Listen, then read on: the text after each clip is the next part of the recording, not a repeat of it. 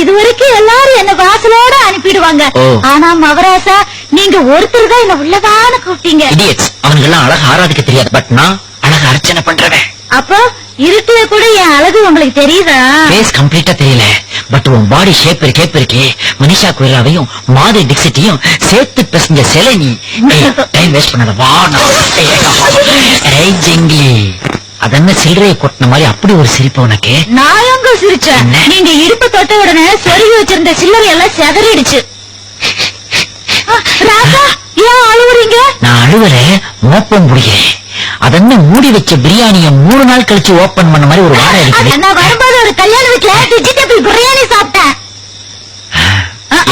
எனக்கு 4 இலை விட்டு 5வது இலைக்கு தான் தம்மு தூண்டு கடிச்சு. பந்திர தள்ளி உட்காந்துக்கும். கவலைப்படாத, விடிஞ்சதுக்கு அப்புறம் உனக்கு கெட்டி சட்னியும் செட் தோசையும் வெரி ஹியூமரஸ் கேர்ள். வர இங்கிலீஷ் எல்லாம் பேசுது. ஸ்நேகிதனை ஸ்நேகிதனை ரகசிய ஸ்நேகிதனை சின்ன சின்னதாய் சில்லறைகளை சிதற விட்ட ஸ்நேகிதி. கரண்ட் வந்துருச்சு. சாரி, எனக்கு இதுதான் ஃபர்ஸ்ட் டைம். எனக்கும் தான். அப்படியா?